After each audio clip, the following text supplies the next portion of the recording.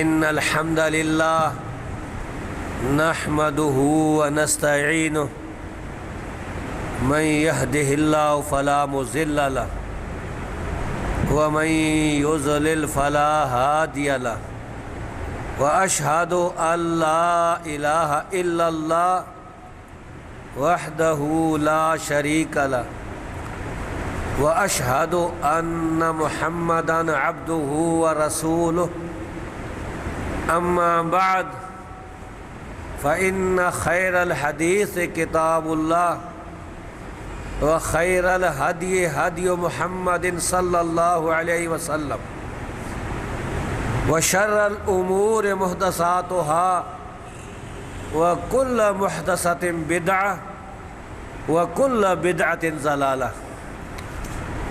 اللهم صل على محمد وعلى آل محمد كما صليت على إبراهيم وعلى آل إبراهيم إنك حميد مجيد.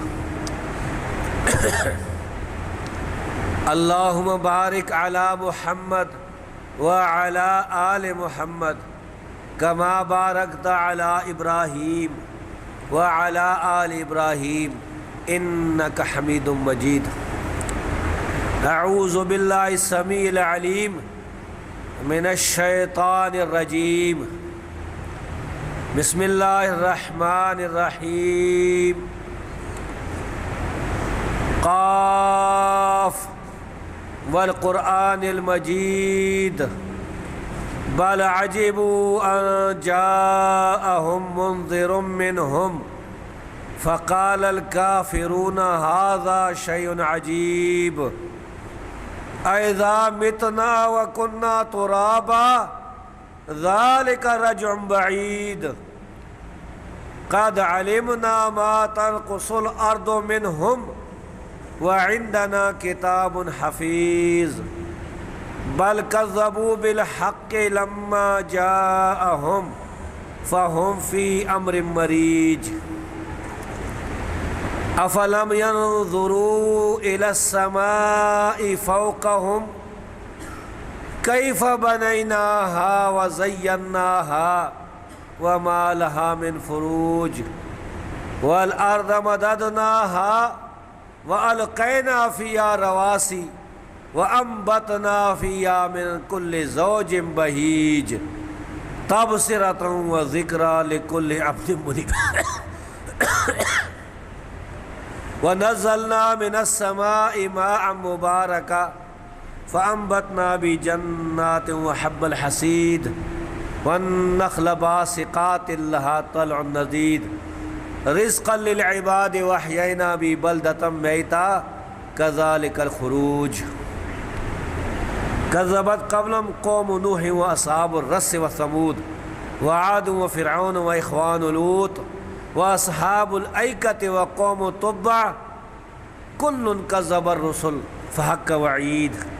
أفعينا بالخلق الأول بل هم في لبس من خلق جديد. وقال الله عز وجل في سورة الحجرات إنما المؤمنون إخوة فأصلحوا بين أخويكم واتقوا الله لعلكم ترحمون. يا أيها الذين آمنوا لا يسخر قوم من قوم عسى أن يكونوا خيرا منهم ولا نساء من نساء عسى أن يكن خيرا منهن ولا تلمزوا أنفسكم ولا تنابزوا بالألقاب بئس الاسم الفسوق بعد الإيمان ومن لم يتب فأولئك هم الظالمون. يا أيها الذين آمنوا اجتنبوا كثيرا من الظن إن بعض الظن إثم ولا تجسسوا ولا يغتب بعضكم بعضا أيحب أحدكم أن يأكل لحم أخيه ميتا فكرهتموه واتقوا الله ان اللہ تواب الرحیم۔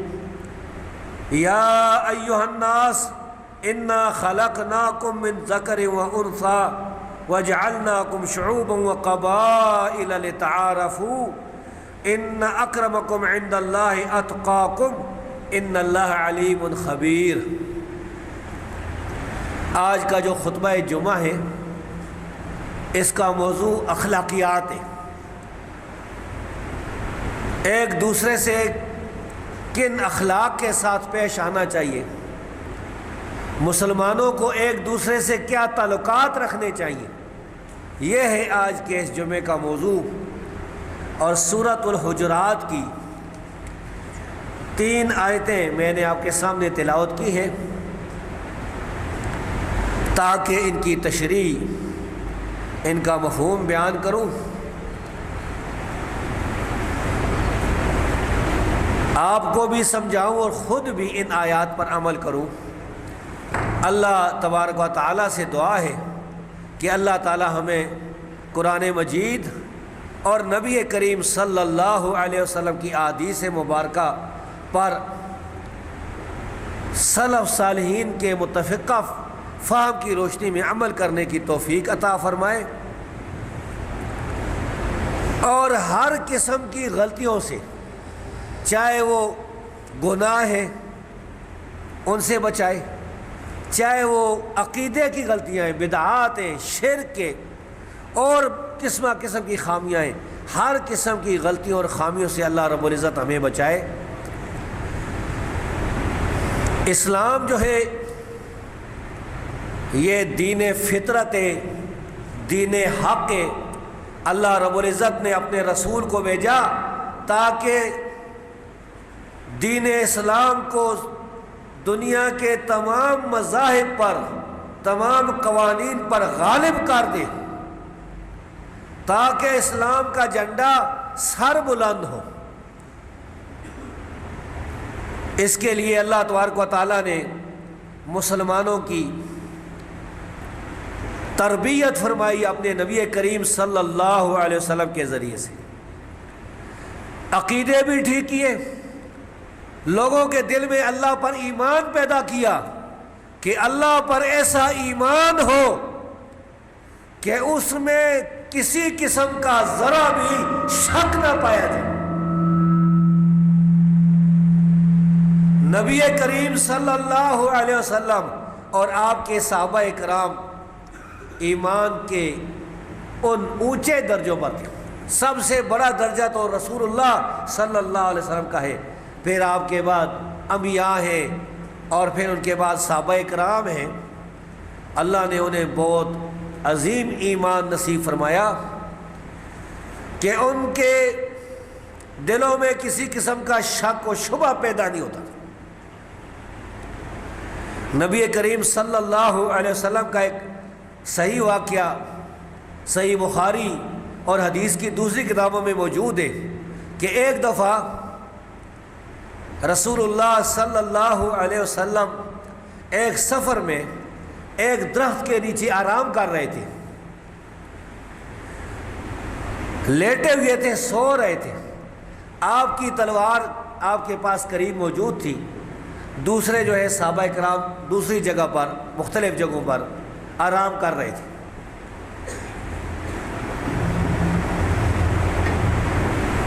اتنے میں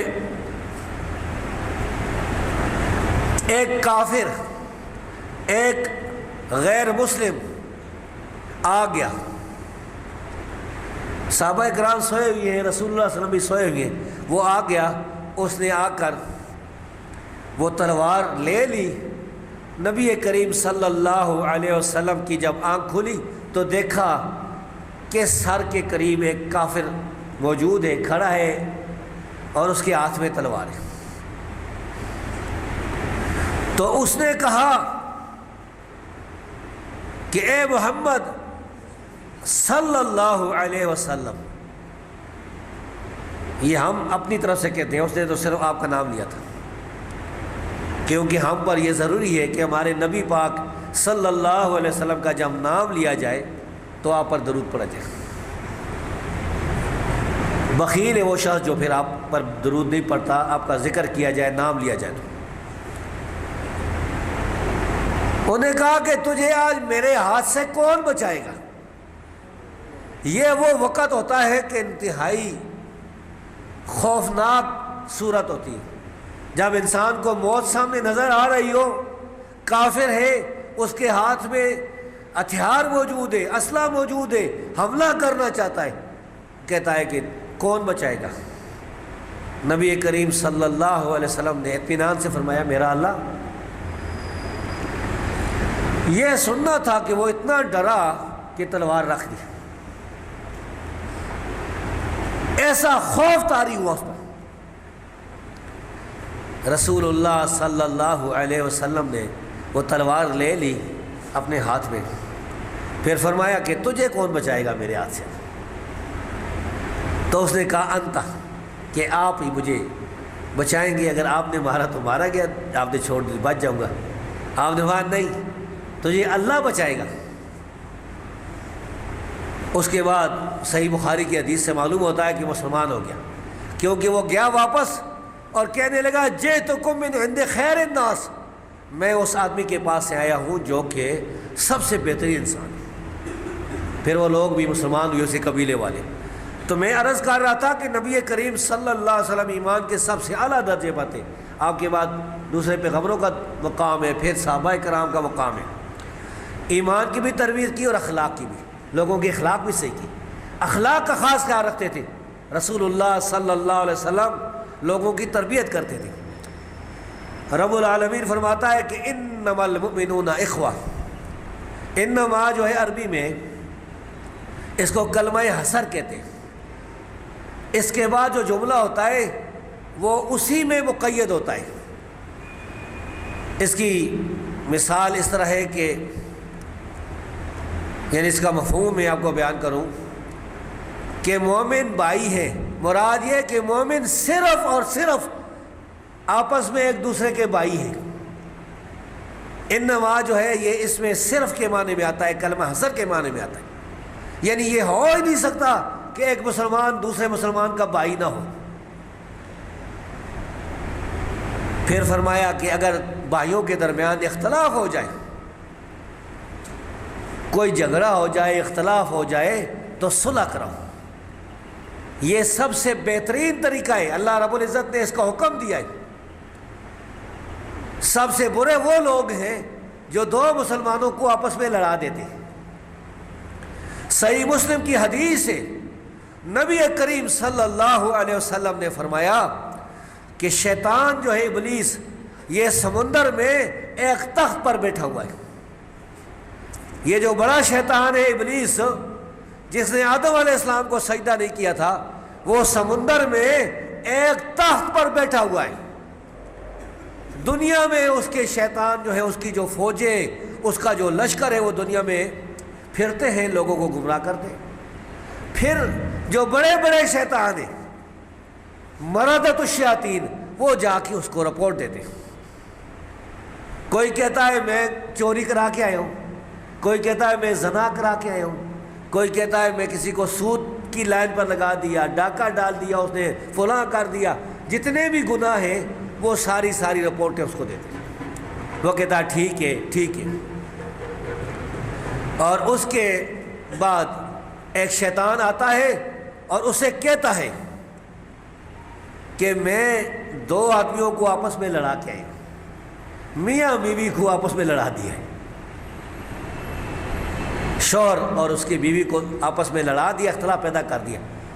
وہ شیطان اٹھ کر اسے سینہ دے کر ملتا ہے، اتنا خوش ہوتا ہے کہ تو نے اصل کام کیا۔ دو مسلمانوں کو آپس میں لڑا دینا، اختلاف پیدا کرنا، یہ بہت بڑا جرم ہے۔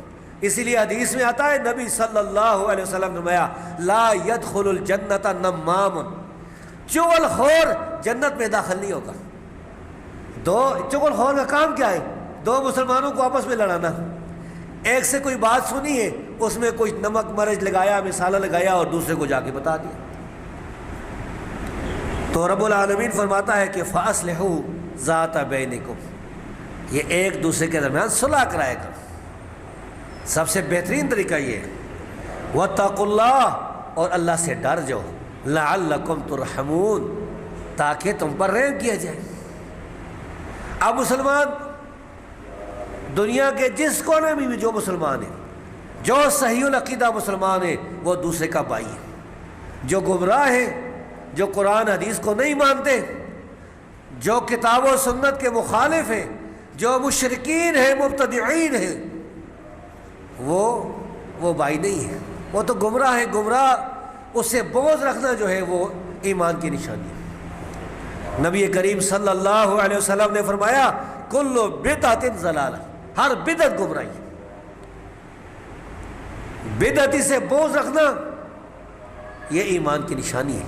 ایک اور حدیث میں آتا ہے من وقر صاحب بدعت فقد اعان علی ہدم الاسلام، جس نے کسی بدعتی کی عزت کی اس نے اسلام کو گرانے میں مدد دی۔ یہ روایت، اس کو شیخ البانی ضعیف کہتے ہیں، لیکن میری تحقیق میں یہ روایت صحیح ہے۔ امام ابو بکر الآجری کی کتاب الشریعہ جو ہے اس میں صحیح سند کے ساتھ یہ روایت موجود ہے، اور اس کے راوی عباس بن یوسف الشکلی وہ مقبول و روایہ ہے، ان کی روایت قبول کی جاتی ہے، جیسا کہ حافظ ذہبی نے فرمایا ہے تاریخ الاسلام میں۔ تو اللہ رب العزت فرماتا ہے کہ تم اللہ سے ڈر جاؤ تاکہ تم پر رحم کیا جائے۔ اگلی آیت کریمہ میں فرمایا یا ایھا الذین آمنوا، اے ایمان والو، اے پکے مسلمانوں، اے سچے مسلمانوں۔ ایمان والے وہ لوگ ہیں جو سچے مسلمان ہیں، اور یہ سارے ایک دوسرے کے بھائی ہیں۔ حدیث میں آتا ہے نبی کریم صلی اللہ علیہ وسلم نے فرمایا المسلم اخو المسلم، مسلمان کا بھائی ہوتا ہے، لا یظلمہ ولا یسلمہ، نہ تو اس پر ظلم کرتا ہے اور نہ ظلم ہونے دیتا ہے۔ مسلمان کا خیر خواہ ہوتا ہے۔ الدین والنصیحہ، دین خیر خواہی کا نام ہے۔ کس کے لیے؟ اللہ کے لیے، اس کے رسول کے لیے۔ اللہ کے لیے خیر خواہی کا مطلب یہ کہ انسان توحید پر جو ہے وہ گامزن ہو، توحید کو اختیار کرے، خالص اللہ کی عبادت کرے، اس کی عبادت میں کسی کو شریک نہ کرے، اللہ کی کتاب پر عمل کرے، اللہ کے کلام، اس کلام پر عمل کرے۔ رسول اللہ صلی اللہ علیہ وسلم کے ساتھ خیر خواہی کا مطلب یہ کہ آدمی نبی صلی اللہ علیہ وسلم سے محبت کرے اور سچی محبت کرے، کیونکہ سچی محبت میں انسان اپنے محبوب کی اطاعت کرتا ہے۔ جو اپنے محبوب کی، اپنے پیارے کی اطاعت نہیں کرتا، اس کی بات نہیں مانتا، وہ اپنی محبت میں سچا نہیں ہے، جھوٹا ہے وہ شخص۔ رسول اللہ صلی اللہ علیہ وسلم کی خیر خواہی یہ کہ رسول سے سچی محبت کی جائے، آپ کی اطاعت کی جائے، آپ کی حدیثوں پر جو صحیح حدیثیں ان پر عمل کیا جائے۔ اسی طرح فرمایا وَلِعَامَّةِ الْمُسْلِمِينَ، اور عام مسلمانوں کے لیے خیر خواہی، عام مسلمانوں کے لیے کہ مسلمان کے ہاتھ سے، اس کی زبان سے دوسرے مسلمان محفوظ رہیں۔ المسلم من سلم المسلمون من لسانہ و یدہ، مسلمان وہ ہے جس کے ہاتھ اور اس کی زبان سے دوسرے مسلمان محفوظ ہیں۔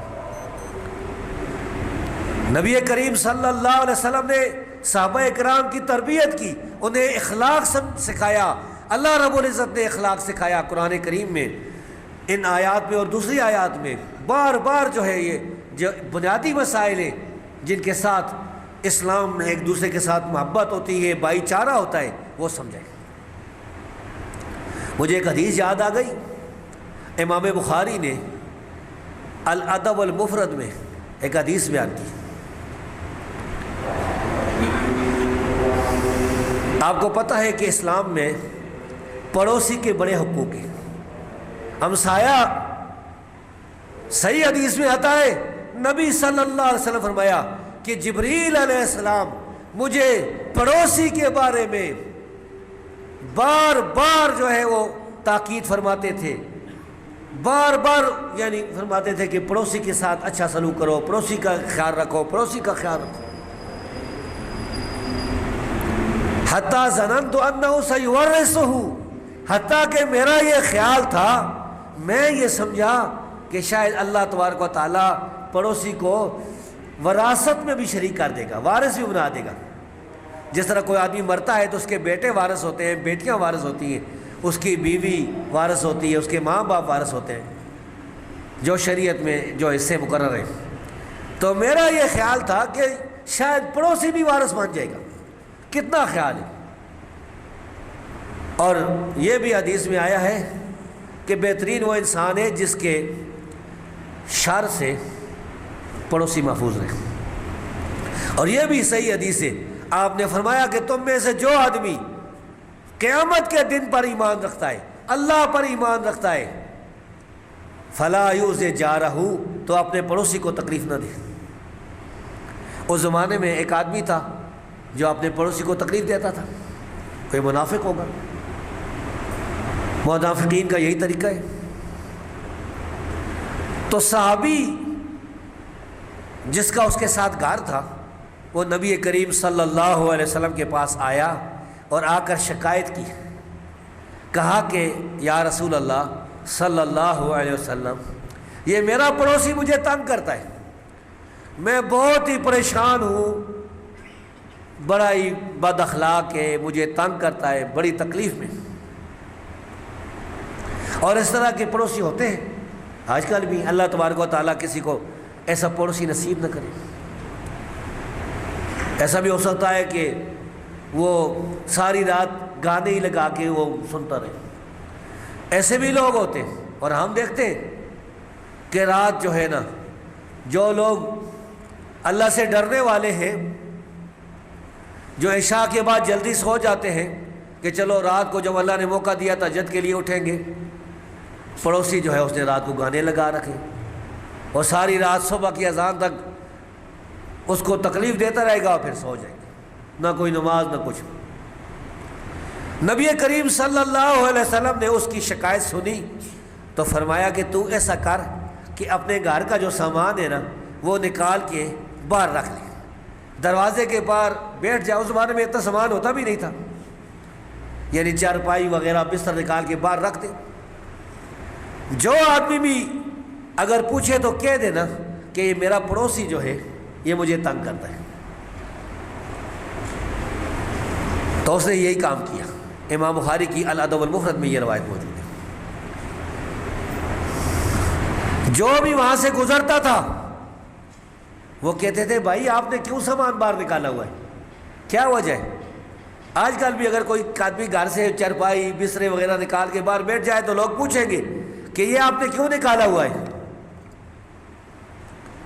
انہوں نے کہا کہ بس یہ تنگ کرتا ہے پڑوسی، نبی صلی اللہ علیہ وسلم نے یہ حکم دیا۔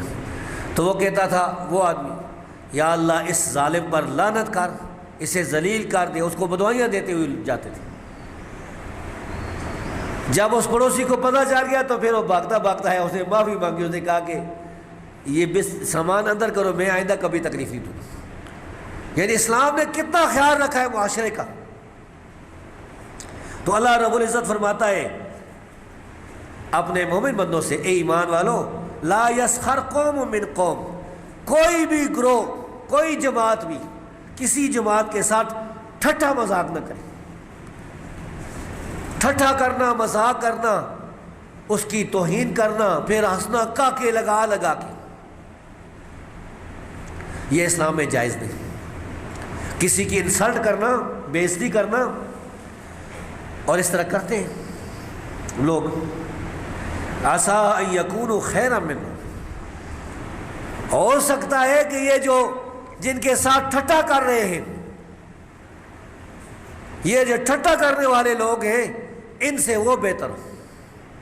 دنیا میں تو کوئی یہ چودھری ہوگا، خان ہوگا، ملک ہوگا، اپنے آپ کو بڑا سمجھتا ہوگا، اور وہ غریب جا رہا ہے بیچارہ، لیکن عین ممکن ہے کہ وہ اللہ کے دربار میں بہت بہتر ہو۔ اور ظاہر ہے کہ جو اللہ سے ڈرنے والا ہے، رسول سے محبت کرنے والا ہے، قرآن حدیث پر چلنے والا ہے، اگر وہ غریب آدمی ہے، چاہے وہ کسی قوم کا آدمی ہے، اللہ کے ہاں اس کا بہت بڑا مقام ہے۔ اور جو اللہ کا باغی ہے، اس کی تو مچھر کے پر کے برابر اس کی کوئی حیثیت نہیں اللہ کے ہاں۔ ولا نساء من نساء، اور نہ عورتیں عورتوں کے ساتھ مذاق کریں۔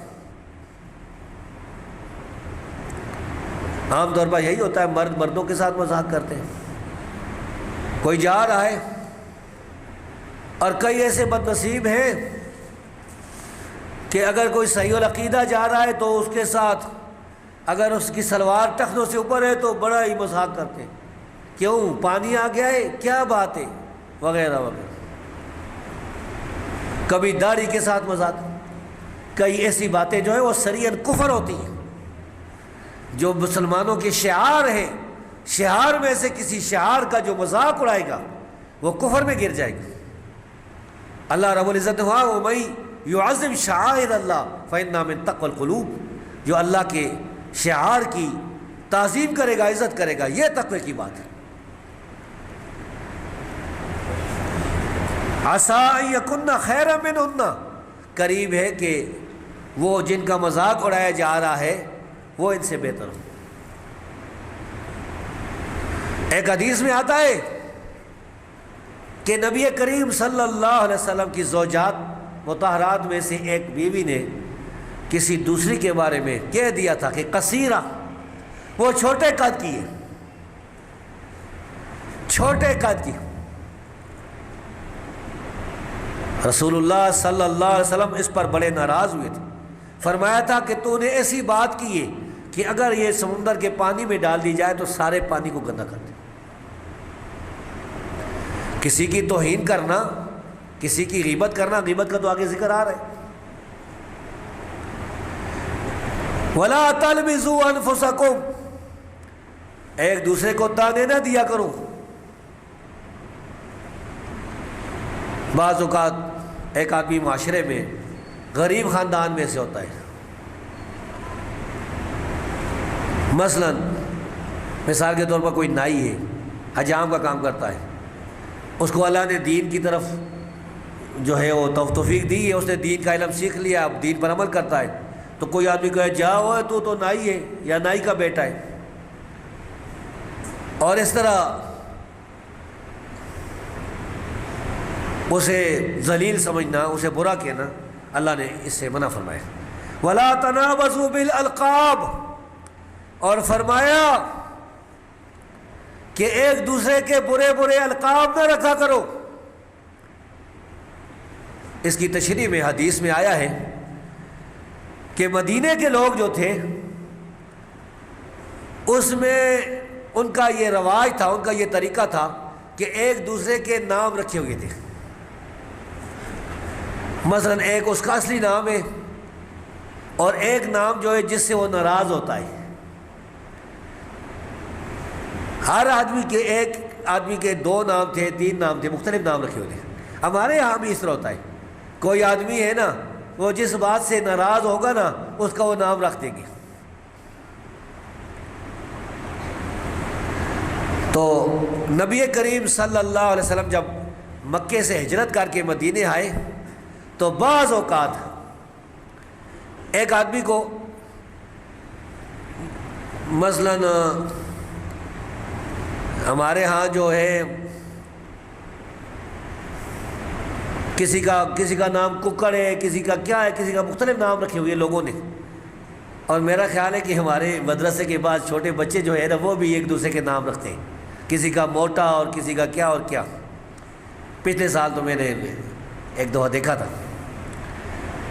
تو کسی کا اس طرح کا نام تھا، نبی کریم صلی اللہ علیہ وسلم نے سنا تھا، تو آپ کو تو پتہ نہیں تھا کہ یہ اس کا اصلی نام ہے یا اس کا دوسرا نام رکھا ہوا ہے، اور دوسرے نام پر وہ ناراض ہوتے تھے، تو نبی صلی اللہ علیہ وسلم نے اس کو اس کے دوسرے نام سے پکار دیا کہ فلاں آدمی ادھر آؤ۔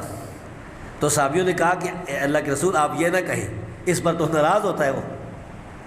ظاہر ہے کہ کسی کا نام اگر جاوید ہے اور اس کو جو جیدی کہتے ہیں یا کوئی اور نام کر دیتے ہیں تو وہ اس پر ناراض ہوتا ہے سخت۔ ہمارے گاؤں میں ایک آدمی تھا، اللہ اس کی مغفرت کرے، اس کو نزلہ کہتے تھے۔ بس میں چھوٹا بچہ تھا، جب کسی نے نزلہ کہہ دیا ہے تو اتنی گالیاں دیتا تھا، وہ اتنا ناراض ہوتا تھا کچھ تھا، اور بس لوگوں نے اس کا یہ نام رکھا ہوا تھا۔ اور اس پر خوش ہوتے ہیں۔ اللہ رب العالمین فرماتا ہے وَلَا تَنَابَزُوا بِالْأَلْقَابِ، غلط غلط نام ایک دوسرے کے نہ رکھو، صحیح نام سے اسے پکارو، اسے کہو ہاں بھائی جاوید صاحب، نعیم صاحب، فلاں صاحب، ٹھیک ہے۔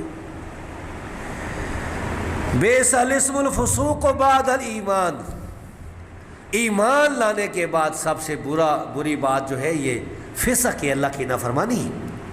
اللہ ان باتوں پر ناراض ہوتا ہے، اللہ رب العالمین نے ان باتوں سے منع فرمایا ہے۔ وَمَن لَّمْ يَتُبْ، اور جو شخص توبہ نہیں کرے گا، فَأُولَٰئِكَ هُمُ الظَّالِمُونَ، وہ لوگ ظالم ہیں، وہ اپنے آپ پر ظلم کرنے والے ہیں، اس لیے کہ دنیا کی یہ زندگی ایک دن ختم ہو جائے گی۔ جو آدمی کتنا بھی بڑا امیر ہے، کتنا بھی بڑی طاقت والا ہے، کتنی بھی اچھی اس کی صحت ہے، ایک دن اس دنیا سے اس نے روانہ ہونا ہے، چاہے جو مرضی کر لے، جتنا مرضی علاج کرا لے، جتنی مرضی دوائیاں کھا لے، اور جتنی مرضی ہے اعلیٰ سے اعلیٰ چیزیں کھا لے، ایک وقت آئے گا جو اللہ رب العزت نے مقرر کر رکھا ہے، اذا جاء اجلہم فلا یستأخرون ساعۃ ولا یستقدمون، نہ تو ایک منٹ وہ پیچھے ہوگا اور نہ ایک منٹ آگے ہوگا۔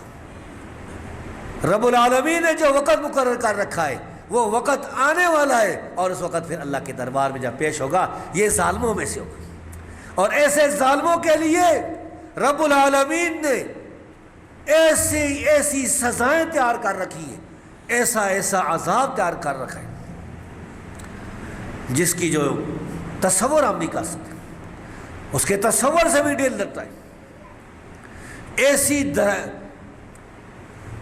داغتی ہوئی آگ جو سینوں تک پہنچ جائے گی، ایسی آگ جو جسم کی کھالوں کو جلائے گی، کلما نضجت جلودہم بدلناہم جلودا غیرہا لیذوقوا العذاب۔ رب العالمین فرماتا ہے کہ جب ان کی کھالیں جلیں گی ہم دوسری کھالیں پیدا کر دیں گے، اسی کھال چمڑا جلے گا دوسرا چمڑا پیدا ہو جائے گا، تاکہ مسلسل عذاب کا مزہ چکھتے رہیں، مسلسل، اور یہ عذاب مسلسل جاری رہے گا کافروں کے لیے۔ مسلمانوں کے لیے یہ ہے صحیح العقیدہ جو لوگ ہیں، جو کافر مشرک نہیں ہیں، کہ اللہ تبارک و تعالیٰ ایک دن انشاءاللہ جہنم سے نکالے گا، لیکن اس پر بے غم نہ ہو جائیے گا، کیونکہ حدیث میں آیا ہے کہ جس انسان کو جہنم میں ایک غوطہ دیا گیا، ساری زندگی وہ دنیا میں امیر آدمی تھا، کوئی تکلیف نہیں تھی، ہر شے اس کی پوری ہوتی تھی، مرنے کے بعد اس کو جب جہنم میں ایک غوطہ دیا جائے گا، وہ کہے گا لم ارا خیرا قط، میں نے کبھی بھی کوئی خیر دیکھی ہی نہیں، سب وہ خوشیاں ساری چیزیں بھول جائے گا۔ تو ایسی جہنم، اس کے اندر اگر ایک سیکنڈ کے لیے، ایک منٹ کے لیے بھی اگر غوطہ کسی کو مل گیا تو بھائیو اسے کوئی برداشت نہیں کر سکتا۔ تو موت کا وقت قریب ہے، اس سے پہلے ہمیں اپنی اصلاح کرنی چاہیے، ہمیں اپنے عقیدے صحیح کرنے چاہیے، اپنا ایمان صحیح کرنا چاہیے، اپنے اخلاق صحیح کرنے چاہیے۔ رب العالمین نے اور اس کے رسول صلی اللہ علیہ وسلم نے جو ہمیں فرمایا اس پر عمل کرنا چاہیے۔ اسلام نے اخلاق کے ہر قسم کی جو باتیں وہ سمجھائی ہیں۔ والدین کے ساتھ کیا تعلق ہونا چاہیے یہ بھی بتا دیا، بچوں کے ساتھ کیا ہونا چاہیے، دوسرے لوگوں کے ساتھ کیا تعلقات ہونی، سب موجود۔ نبی کریم صلی اللہ علیہ وسلم کی مشہور اور صحیح حدیث ہے، رسول اللہ صلی اللہ علیہ وسلم سے پوچھا گیا کہ ای العمل افضل، اعمال میں سے، کاموں میں سے سب سے بہتر کام کون ہے؟ آپ نے فرمایا الصلاۃ لوقتہا، وقت پر نماز پڑھنا۔ صحیح بخاری کی حدیث ہے یہ، بخاری مسلم کی، اور صحیح ابن خزیمہ میں یہ الفاظ ہیں الصلاۃ فی اول وقتہا، پہلے وقت نماز پڑھنا، یہ سب سے بہترین طریقہ ہے، پہلے وقت نماز پڑھنا۔ کوئی پتہ نہیں کہ موت کا فرشتہ کس وقت آ جائے، وقت داخل ہو گیا تو پھر لیٹ پڑھنا، اول وقت پڑھنا، جمعہ تو اتنا اول وقت ہے کہ جمعہ پڑھ کے صحابہ کرام جب جاتے تھے گھروں کو تو سایہ نہیں ہوتا تھا دیواروں کا، اتنے اول وقت پڑھتے تھے اللہ کے فضل سے۔ اب بھی سعودیہ میں 12:30 بجے، 1:45 بجے، 1 بجے سے تو زیادہ میں نے لیٹ پورے سعودی عرب میں کہیں جمعہ دیکھا ہی۔ اور ہم نے جو حضروں میں شروع کیا اللہ کے فضل سے 30 سال ہو گئے، 12:30 سے لے کر 1 بجے تک لوگ آتے ہیں، نہیں آتے، 1 بجے جو ہے اول وقت۔ باقی بھی نمازیں جو نماز کا وقت داخل ہو جائے کوئی پتہ نہیں موت کا فرشتہ کس وقت ہے۔ میرا ایک دوست بتا رہا تھا پنڈی کا واقعہ ہے، ایک آدمی بیمار ہو گیا تو اس کو چارپائی پر ڈال کر اسپتال لے کے جا رہے ہیں، چارپائی لوگوں نے اٹھائی ہوئی ہے۔ راستے میں اس کا دوست تھا، اس نے اس کو روک لیا چارپائی کو، اس نے کہا کدھر جا رہے؟ انہوں نے کہا بیمار ہے، اسپتال لے کے جا رہے ہیں۔ انہوں نے کہا اللہ اس کو شفا دے۔ انہوں نے کہا دیکھو یہ بیمار ہے، کوئی پتہ نہیں، اور میں صحت مند ہوں کہ میں پہلے مر جاؤں اور یہ بعد میں مرے۔ اس کے بعد اس کو اسپتال لے گیا اور یہ آدمی اوپر چڑھا، یہ شٹرنگ کا کام کرتا تھا، بڑا مستری تھا، چھت کے اوپر لنٹر ڈالنا تھا نا، سریے وغیرہ ڈالے ہوئے تھے، تو سریے رکھے جا رہے تھے اور سریے کے اس کے مزدور کام کر رہے تھے۔ تو انہیں ایک سریا پکڑے، انہوں نے کہا وہ یہ سریا صحیح نہیں رکھ رہے، اس طرح سریا اٹھایا ہے، اوپر سے لوہے کا سریا بجلی کی تار کے ساتھ لگائی، اسی جگہ پر مار گیا۔ وہ بہت بڑی بجلی کی جو تار ہوتی ہے اس کا جو بہت زیادہ وولٹیج تھا، تو موت کا تو کوئی وقت پتہ نہیں۔ کتنے ہمارے ساتھ چھوٹی عمر والے بچے، چھوٹی عمر والے لوگ جو ہے وہ دنیا سے چلے گئے ہیں، یہ نہ سمجھے گا۔ تو اللہ کے دربار میں پیش ہونا اخلاق اسلام نے سکھایا۔ تو میں عرض کر رہا تھا کہ نماز اول وقت پڑھو۔ پھر پوچھا کہ اس کے بعد کون سا عمل جو سب سے بہتر ہے؟ فرمایا کہ بر الوالدین، والدین کے ساتھ نیکی کرنا، ماں باپ کے ساتھ نیکی کرنا۔ حدیث میں آتا ہے نبی کریم صلی اللہ علیہ وسلم سے پوچھا گیا کہ میں کس کے ساتھ نیکی کروں؟ آپ نے فرمایا اپنی ماں کے ساتھ، اپنی ماں کے ساتھ، اپنی ماں، 3 دفعہ فرمایا، 3 دفعہ ماں کا حق ہے، ثم ابا کا، پھر باپ کا۔ اور ماں اور باپ، اللہ رب العزت نے قرآن کریم میں فرمایا کہ اگر وہ وَإِن جَاهَدَاكَ لِتُشْرِكَ بِي فَلَا تُطِعْهُمَا، اور اگر ماں اور باپ دونوں کوشش کریں کہ ہمارا بچہ مشرک ہو جائے تو ان کی بات نہ ماننا، وَصَاحِبْهُمَا فِي الدُّنْيَا مَعْرُوفًا، پھر بھی دنیا میں اچھے طریقے سے ان کی خدمت کرنا۔ ماں باپ اگر کافر ہیں، مشرک ہیں، تو پھر بھی ان کی خدمت کرنی، ہاں کفر والی بات ان کی ماننی نہیں۔ اسی طرح ایک حدیث تھی، یہ بھی میں آپ کو سنانا چاہتا تھا جس کا اسی کے ساتھ تعلق تھا۔ سیدنا ابو ہریرہ رضی اللہ تعالیٰ عنہ سے روایت ہے صحیح مسلم میں۔ انشاءاللہ میرا جو خطبہ ہے وہ 40 منٹ تک ختم ہو جائے گا، میں 1 منٹ اوپر نہیں لے کے جاؤں گا، بیغام رہیے۔ رسول اللہ صلی اللہ علیہ وسلم نے فرمایا من نفس عن مومن قربۃ من قرب الدنیا، سچی حدیث ہے صحیح مسلم کی، کہ جو آدمی کسی مسلمان کی دنیا میں مصیبت دور کرے گا، نفس اللہ عنہ قربۃ من قرب یوم القیامہ، اللہ رب العزت قیامت کے دن اس کی سختیوں میں سے سختی دور کر دے گا۔ مسلمان تو مسلمان کے کام آتا ہے۔ ومن یسر علی موسر، اور جو کسی مصیبت میں پھنسا ہے، کسی تنگی میں، کسی نے اس کی وہ مصیبت دور کر دی، تنگی دور کر دی، یسر اللہ علیہ فی الدنیا والآخرہ، اللہ تبارک و تعالیٰ دنیا اور آخرت میں اس کی مصیبتیں دور کرے گا۔ اللہ رب العزت اتنا مہربان ہے، کوئی مسلمان کسی اپنے مسلمان بھائی کے ساتھ مالی تعاون کرتا ہے، اس کو صدقہ دے دیتا ہے، اس کو اپنی زکوٰۃ میں سے دیتا ہے، ویسے دے دیتا ہے اللہ کو راضی کرنے کے لیے، وہ مصیبت میں پھنسا ہوا ہے، اللہ رب العزت اس کے بدلے میں اس کو بہت زیادہ دیتا ہے۔ ما نقصت صدقۃ من مال قط، کبھی بھی صدقے کی وجہ سے مال میں کمی نہیں ہے۔ ومن ستر مسلما سترہ اللہ فی الدنیا والآخرہ، اور جو کسی مسلمان پر پردہ ڈالے گا، کسی مسلمان بھائی سے کوئی غلطی ہو گئی، کوئی اس سے کوئی ہو گئی کوئی غلطی، اب اس نے وہ دیکھ لی ہے، تو پردہ ڈال دیا۔ ہمارے ہاں عام طور پر یہی ہوتا ہے کہ کسی کی کوئی غلطی پتہ چل جائے پھر اس کو آرام ہی نہیں آتا جب تک سب لوگوں کو پتا، جو بھی ملے گا اس کو کہے گا کہ فلاں بھی یہ ہے، اس نے یہ کیا ہے۔ رسول اللہ صلی اللہ علیہ وسلم فرمایا کہ جو کسی مسلمان پر پردہ ڈالے گا اللہ رب العزت جو ہے وہ دنیا اور آخرت میں اس پر پردہ ڈالے گا۔ سترہ اللہ فی الدنیا والآخرہ واللہ فی عون العبد ما کان العبد فی عون اخیہ۔ جب تک بندہ اپنے کسی مسلمان بھائی کے ساتھ تعاون کرتا ہے، اس کے ساتھ مدد کرتا ہے، یہ مدد کرنا یہ ما تحت الاسباب ہے، ما تحت الاسباب، ایک دوسرے کے ساتھ تعاون کرنا، یہ تو قرآن سے ثابت، حدیث سے ثابت۔ تو اللہ رب العزت اس کی مدد کرتا ہے۔ اور پھر فرمایا وَمَنْ سَلَكَ طَرِيقًا يَلْتَمِسُ فِيهِ عِلْمًا سَهَلَ اللَّهُ بِهِ طَرِيقًا إِلَى الْجَنَّةِ۔ جو آدمی علم حاصل کرنے کے لیے کسی راستے پر چلتا ہے اللہ رب العزت اس کا جنت کی طرف راستہ آسان کر دیتا ہے۔ علم حاصل کرنے کے لیے بچے جب آتے ہیں قرآن سیکھنے کے لیے، یہاں مثلا مدرسے میں آ گئے، دوسرے مدرسوں میں دین سیکھنے کے لیے، قرآن و حدیث سیکھنے کے لیے، علم حاصل کرنے کے لیے۔ اسی طرح جمعے کے دن جمعے کا خطبہ سننے کے لیے بھی جو آتا ہے اس کے لیے اللہ رب العزت جو ہے اس جنت کی طرف راستہ اس کا آسان کر دیتے ہیں۔ لیکن یاد رکھیں جمعے کے دن خطبہ کے لیے یہ 1:30 بجے نہیں آنا، جس وقت خطبہ شروع ہوتا ہے اس وقت آنا چاہیے۔ جب خطبہ شروع ہو جاتا ہے تو پھر فرشتے رجسٹر لپیٹ لیتے ہیں۔ لوگوں کی یہ عادت ہے کہ وہ گھروں میں بیٹھے رہتے ہیں، فضول باتیں کرتے رہتے ہیں۔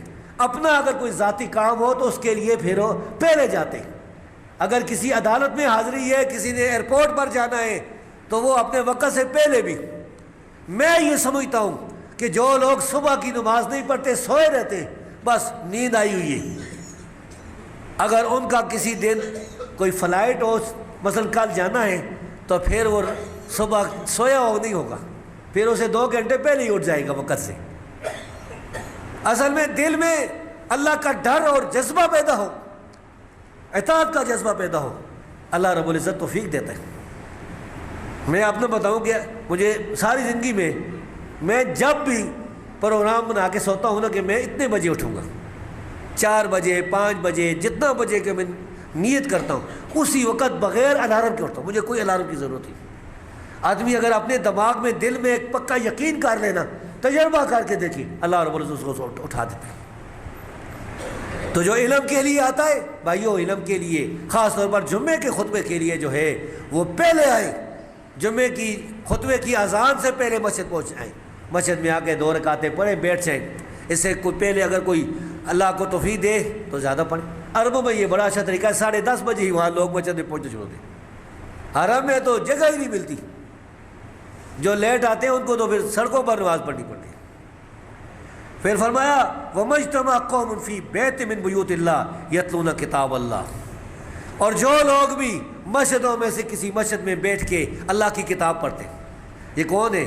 یہ وہ لوگ ہیں جو قرآن یاد کرتے ہیں، پڑھتے ہیں، ناظرہ پڑھتے ہیں، حفظ کرتے ہیں، یا قرآن کا ترجمہ پڑھتے ہیں، قرآن کی تفسیر پڑھتے ہیں، یہ سارے۔ اور حدیث بھی چونکہ کتاب اللہ میں سے ہی ہے اس لیے حدیث پڑھنے والے بھی اس میں شامل ہیں۔ وَيَتَدَارَسُونَهُ بَيْنَهُمْ، اور ایک دوسرے کو پڑھتے پڑھاتے ہیں۔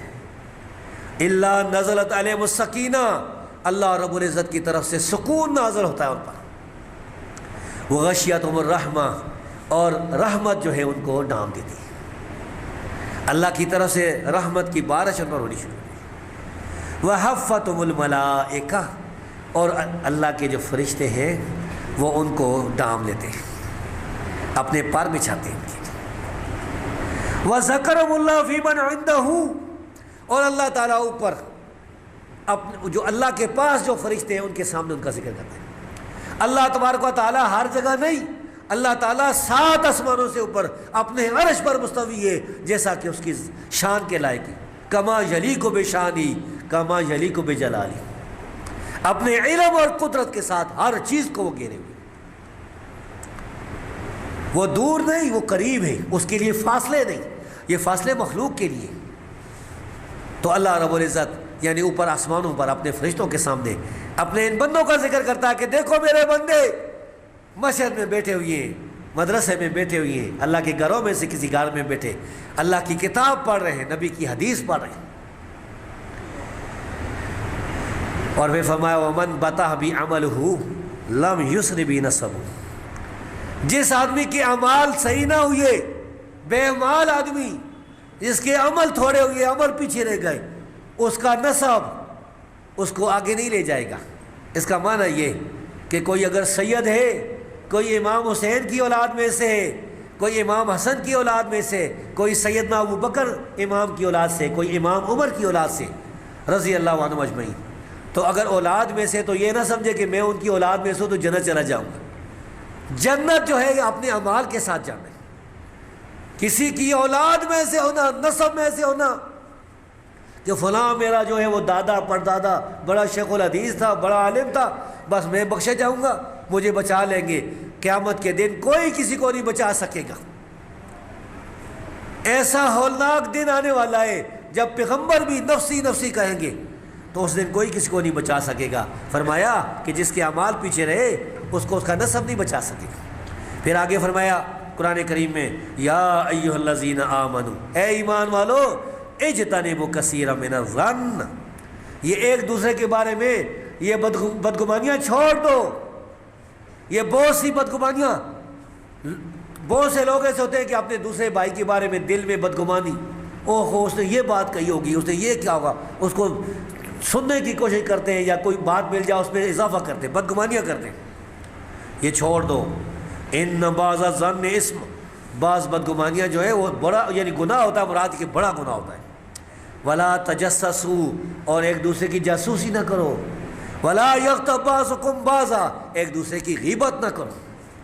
بھائیو غیبت حرام ہے اور غیبت بڑا کبیرہ گناہ ہے۔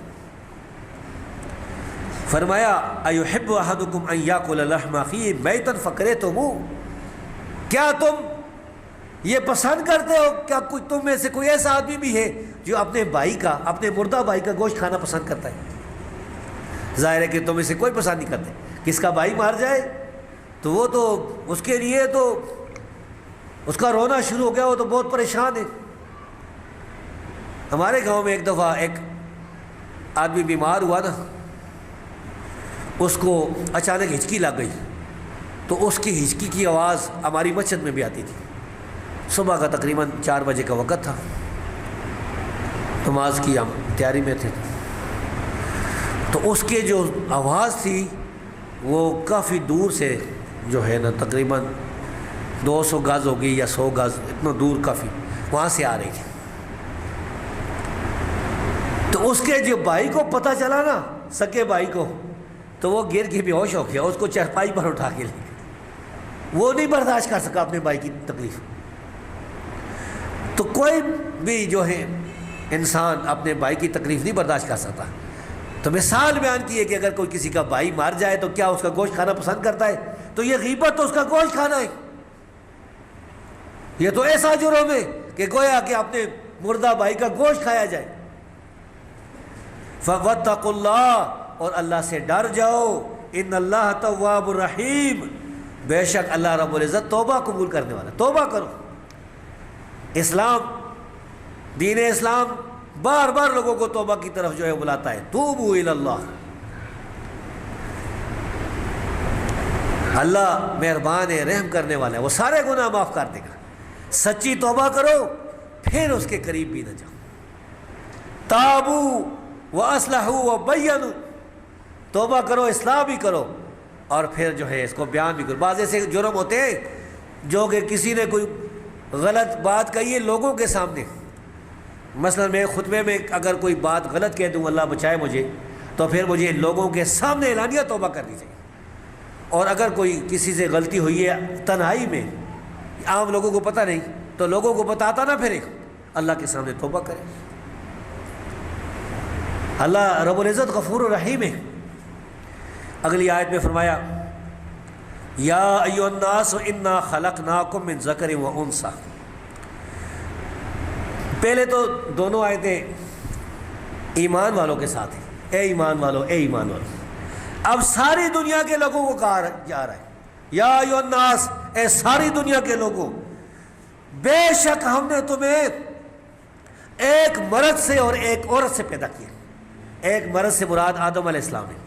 اللہ تبارک و تعالیٰ نے آدم علیہ السلام کو اپنے دونوں ہاتھوں کے ساتھ مٹی سے پیدا کیا۔ پھر صحیح حدیث ہے کہ آدم علیہ السلام کی پسلی سے اللہ تعالیٰ نے ان کی بیوی حوا علیہ السلام کو پیدا کیا۔ یہ دونوں مراد ہیں۔ وہ جو انگریزوں میں سے بعض کہتے ہیں کہ انسان بندروں سے بن گیا، ڈارون کی تھیوری، یہ بالکل جھوٹی بات ہے۔ یہ سارے مذہبوں کا انکار ہے، یہ اسلام کا بھی انکار ہے، یہودیت کا بھی، عیسائیت کا بھی، سارے مذہبوں کا انکار ہے۔ اور اس کی ان کے پاس ایک دلیل موجود ہے۔ اس زمین پر جتنے بھی انسانوں کی لاشیں، ڈھانچے موجود ہیں، جسم، ہڈیاں موجود ہیں، کوئی ایسا ثبوت پوری زمین پر نہیں ملا ہے، چاہے وہ کہیں کہ 10 لاکھ سال پہلے کبھی ہو، کہ جس میں انسان اور بندر کے درمیان کوئی سب درمیان بھی کوئی مل جائے کہ کوئی آدھا انسان، کوئی انسان اور اس کی دمبی تھی، ایسا کوئی ثبوت نہیں۔ یہ پرویز جو منکر حدیث تھا، اس نے لکھا ہے عالمگیر افسانہ کتاب میں، وہ کہتا ہے کہ مسلمان جو کہتے ہیں کہ یہ آدم علیہ السلام سے سارے انسان پیدا ہوئے ہیں، یہ افسانہ ہے۔ وہ کہتا ہے انسانوں کی بنیاد جرثومہ ہے، ایک جرثیم تھا، جرثومہ تھا، اس سے ساری انسان پیدا ہوئے۔ کتنا ظلم ہے، یہ قرآن کا منکر ہے اور کہتا ہے کہ ہم قرآن مانتے ہیں، اہل قرآن۔ تو رب العالمین فرماتا ہے کہ ہم نے تمہیں ایک مرد اور ایک عورت سے پیدا کیا، یعنی آدم اور حوا سے۔ وَجَعَلْنَاكُمْ شُعُوبًا وَقَبَائِلَ، پھر تمہارے قومیں بنا دی، تمہارے قبیلے بنا دی۔ یہ پٹھان ہے، یہ سندھی ہے، یہ پنجابی ہے، یہ بلوچ ہے، یہ پاکستان کا رہنے والا، یہ افریقہ کا رہنے والا ہے، یہ فلاں ہے، فلاں ہے، یہ جتنی بھی قومیں، قبیلے ہیں، اللہ رب العالمین نے فرمایا کس لیے بنائے؟ لِتَعَارَفُوا، تاکہ تم ایک دوسرے کو پہچان سکو، یہ فلاں ہے، فلاں خاندان میں سے۔ إِنَّ أَكْرَمَكُمْ عِندَ اللَّهِ أَتْقَاكُمْ، تم میں سے اللہ کے نزدیک عزت والے وہ لوگ ہیں جو زیادہ متقی ہیں، اللہ سے ڈرنے والے ہیں۔ ان اللہ علیم الخبیر، بے شک اللہ تبارک و تعالیٰ سب جاننے والا ہے، سب خبر رکھنے والا ہے۔ بھائیو، اس آیت کی تشریح میں نبی صلی اللہ علیہ وسلم کی ایک حدیث ہے مسند احمد میں، آپ نے فرمایا یا ایھا الناس، اے لوگو، الا ان ربکم واحد، تمہارا رب ایک ہے، تمہارا باپ ایک ہے، الا لا فضل لعربی علی عجمی، کسی عربی کو کسی اجمی پر کوئی فضیلت حاصل نہیں، کسی اجمی کو کسی عربی پر کوئی فضیلت حاصل نہیں، کسی سرخ رنگ والے کو کسی کالے والے پر کوئی رنگ والے پر کوئی فضیلت حاصل نہیں، نہ کسی کالے کو سرخ پر سوائے تقوی کی۔ سارے انسان برابر ہیں، کسی کو کسی پر قوم کے لحاظ سے کوئی فضیلت نہیں، قوم کے لحاظ سے کوئی جنت میں نہیں جائے گا، سارے اعمال کی بنیاد پر جائیں گے۔ اللہ رب العزت سے دعا ہے کہ اللہ رب العزت ہمیں صحیح اعمال کرنے والا، صحیح عقیدے کے ساتھ رسول اللہ صلی اللہ علیہ وسلم کی سچی اطاعت کرنے والا اللہ رب العزت ہمیں بنائے، اور اللہ رب العزت ہمارے سارے گناہ معاف کرے۔ ظاہر ہے کہ ہر انسان سے غلطیاں ہوتی ہیں، کوئی انسان خطاؤں سے پاک نہیں سوائے پیغمبروں کے، پیغمبر معصوم ہوتے ہیں۔ تو اللہ رب العزت سے دعا ہے کہ اللہ رب العزت میرے بھی اور آپ کے بھی گناہ معاف فرمائے۔ اللہ رب العزت ہمیں قرآن اور حدیث والے راستے پر، کتاب و سنت والے راستے پر، اس راستے پر جس پر اللہ کے رسول چلے ہیں، رسولوں کے صحابہ چلے ہیں، تابعین چلے ہیں، سلف صالحین چلے ہیں، اللہ کے نیک بندے اولیاء چلے ہیں، اس راستے پر ہمیں چلے۔ اور سب کا راستہ قرآن اور حدیث والا راستہ یہ ہے، اس کے علاوہ باقی جتنے راستے ہیں بھائیوں وہ دور لے جانے والے، جہنم کی طرف لے جانے والے۔ وَأَقُولُ قَوْلِي هَٰذَا وَأَسْتَغْفِرُ اللَّهَ لِي وَلَكُمْ وَلِسَائِرِ الْمُؤْمِنِينَ آمین یا رب العالمین۔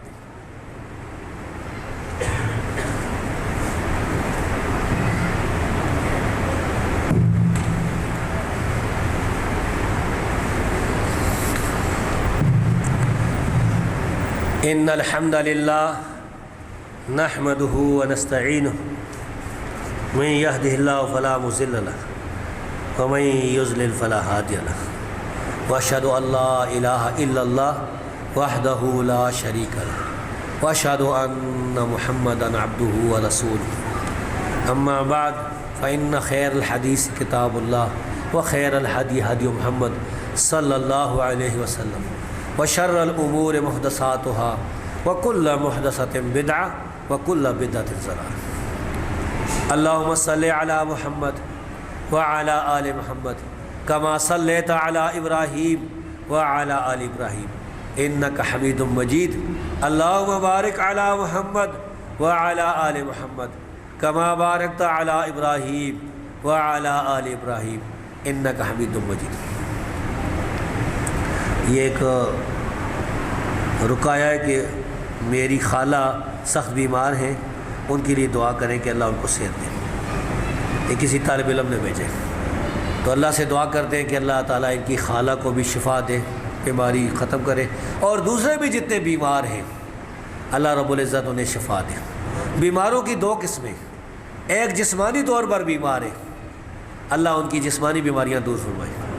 ایک روحانی طور پر بیمار ہے، کوئی مشرک ہے، کوئی بدعتی ہے، کوئی اور ہے، کسی گمراہی میں پھنسا ہوا ہے، تو اللہ رب العزت ان کی روحانی بیماریاں دور فرمائے. اسی طرح جو محتاج ہیں اللہ ان کی محتاجیاں دور فرمائے، غریبوں کی غربتیں دور فرمائے. جو قرض دار ہیں اللہ رب العزت ان کے قرضے جو ہے وہ ادا کرے، ان کی یہ مصیبت دور فرمائے. اللہم اغفر للمؤمنین والمؤمنات والمسلمین والمسلمات وألف بین قلوبہم وأصلح ذات بینہم وانصرهم على عدوک وعدوہم. اللہم العن الکفرہ الذین یصدون عن سبیلک ویکذبون رسلک ویقاتلون اولیاءک. اللہم خالف بین کلمتہم وزلزل اقدامہم وانزل من باسک الذی لا ترده عن القوم المجرمین.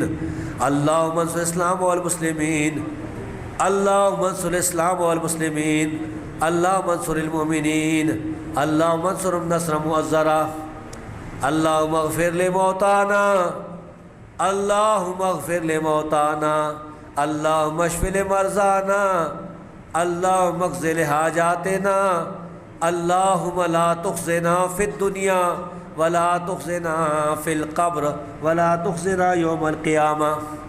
اللہم انا عظمنا ذنوبا کثیرا وانا نعرف ان ربنا یغفر ذنوب کلہا. اللہم اغفر ذنوبنا واسرافنا فی امورنا کلہا. اللہم استر علینا، اللہم استر علینا ولا تخزنا ولا تخذلنا. اللہم نور قلوبنا بنور الایمان، اللہم نور قلوبنا بنور الاسلام. اللہم ربنا آتنا فی الدنیا حسنہ وفی الآخرۃ حسنہ وقنا عذاب النار.